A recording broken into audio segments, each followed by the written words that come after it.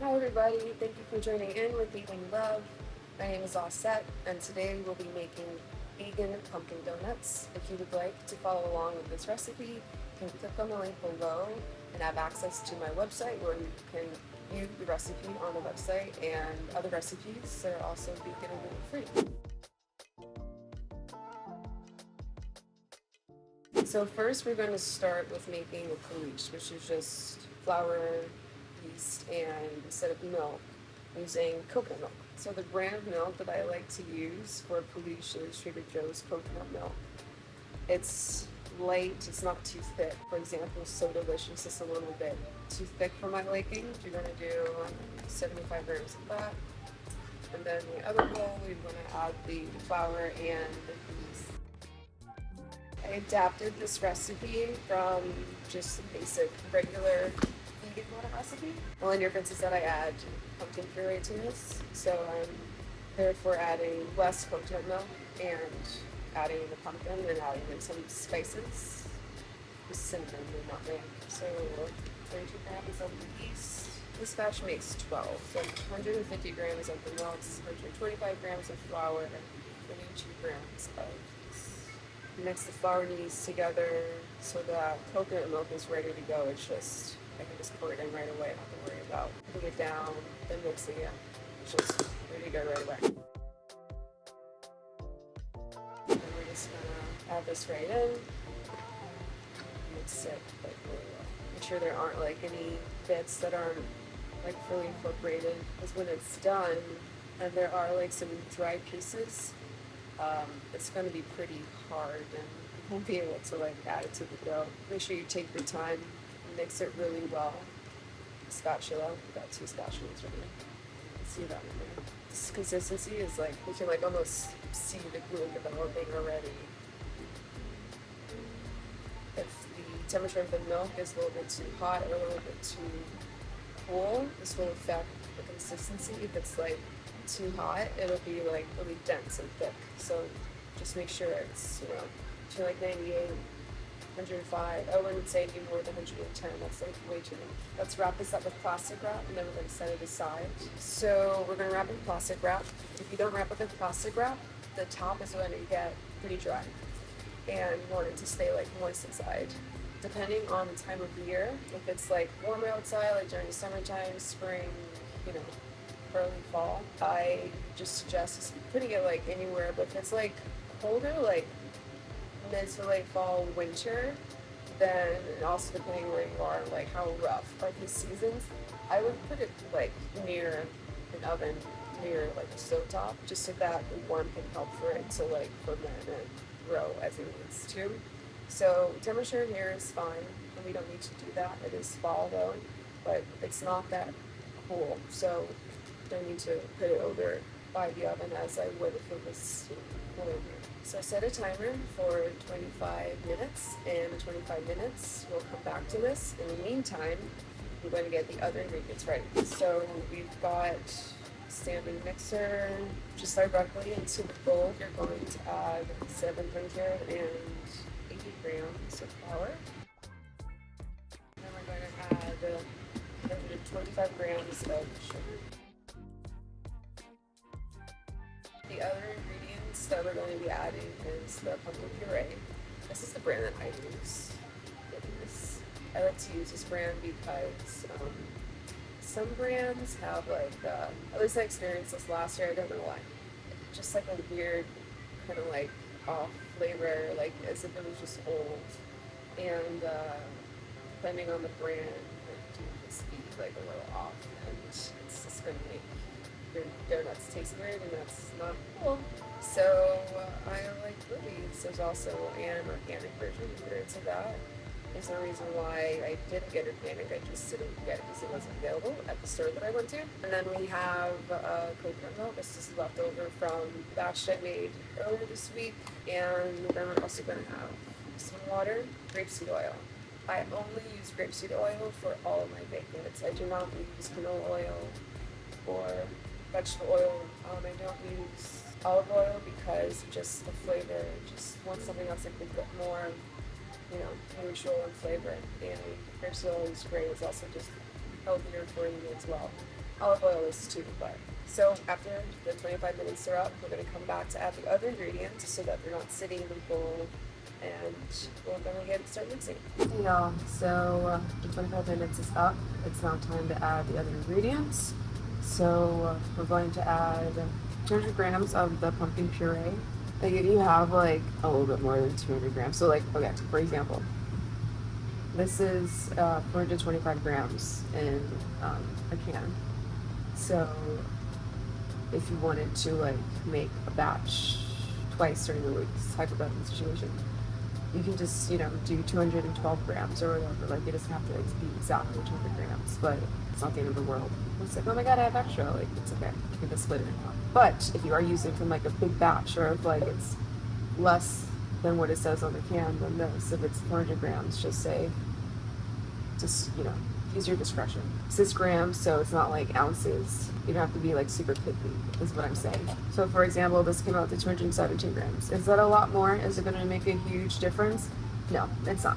If anything, it'll be great because it's a little extra pumpkin. So then we're going to add 200 grams of coconut milk, which as I mentioned before, I use the first half of the can, which is exactly 400 grams per can. So this will be like exactly 200 grams of coconut milk. Or it'll be a little under, and whatever extra that I may need is made up for the pumpkin puree. So it all works out in the end. We're going to add 100 grams of water, room temp. I'm going to add 180 grams of grapeseed oil. Did you know that grapeseed oil comes from wine production of grapes made for wine? It's a fun fact. It's an overall better oil for you. Another great way to support wine production. This is the coulis. This is what it looks like after it's grown for the 25 minutes. And it's still quite warm. So this is what you want. And then you want to see like the gooiness. It's quite gooey. And it's super wet. Wetter than it was before the 25 minutes. So then before we put it on, we want to add a couple teaspoons of cinnamon, half a teaspoon of nutmeg. Then you've got all the things in there. It's done. So we put it in. And then make sure you want to use your dough hook.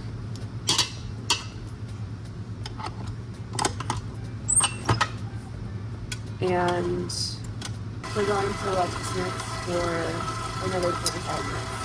So put your timer on for another 25 minutes, come back to it. We're about a third away.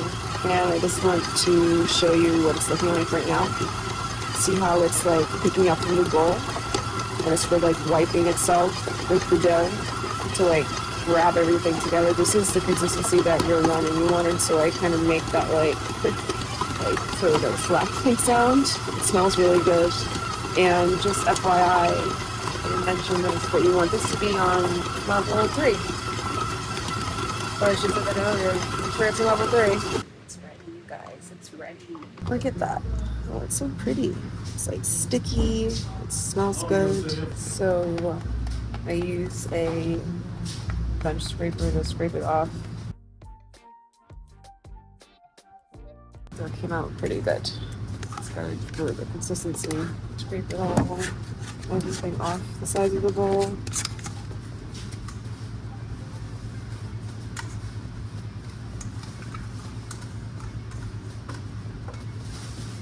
We're gonna wrap a plastic wrap.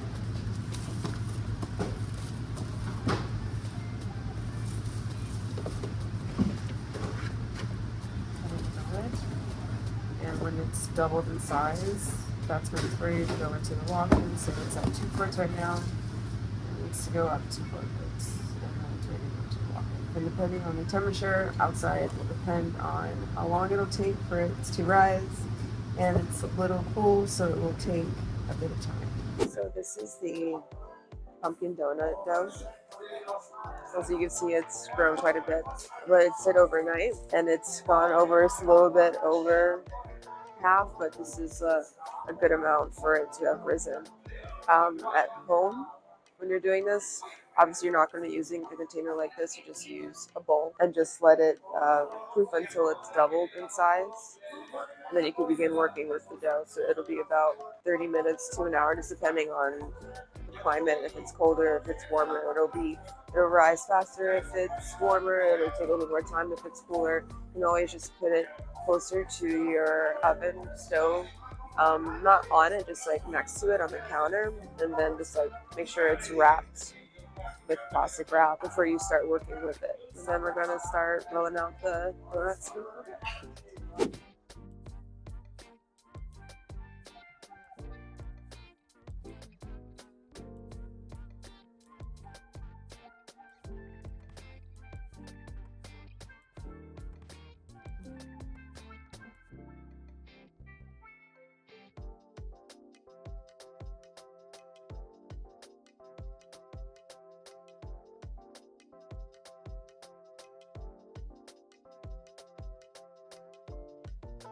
And then put the donut onto the machine tray. I'm gonna just like brush it out. It's gonna be scanned by the phone, so I wanted to like speed to it wider, but not so dense.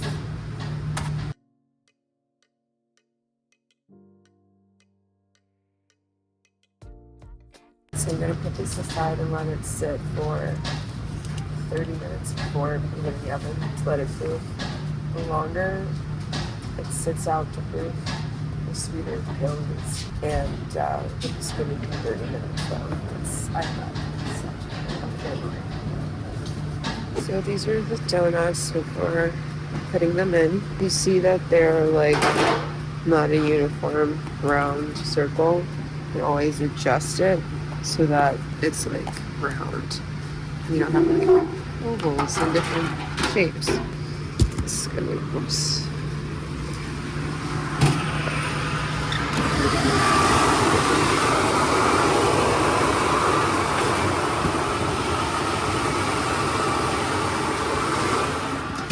That's gonna bake in the oven for 8 minutes at 350 degrees. The timer just went off, so let's take a look.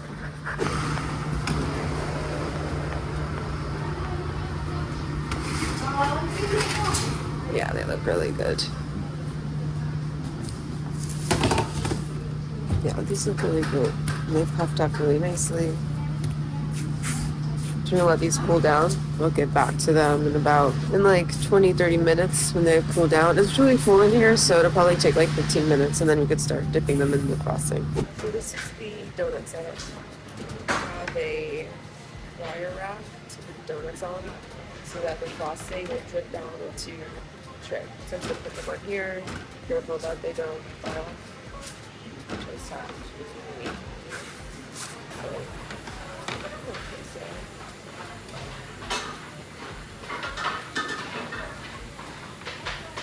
So I'm working with 3 different flavors: apple cider spice, pumpkin spice, and maple pecan.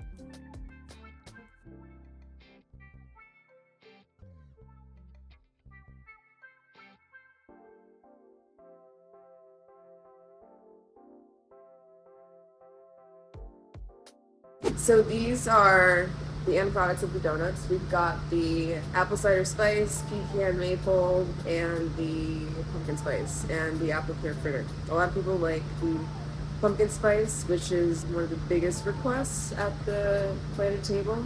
And here at the cafe, a lot of people like the pumpkin. I really like the maple.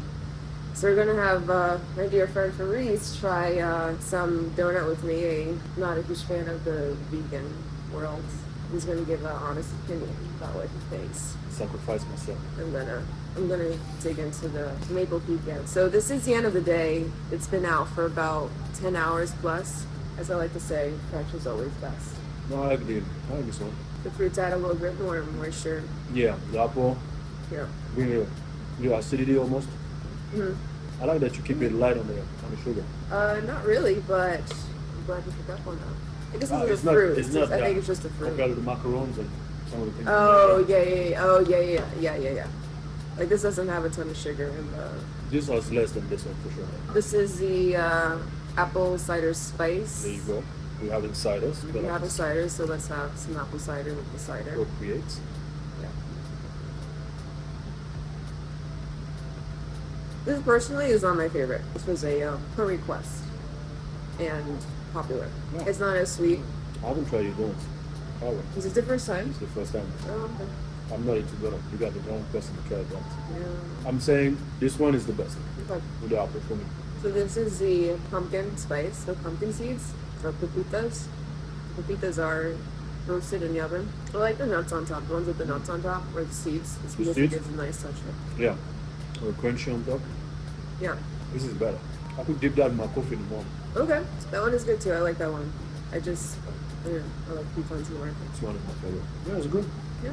There's no way you can add some cream. I knew you were gonna say that. No. I was waiting for like, do you have any butter? Butter's basically cream. No. Thank you so much for joining in.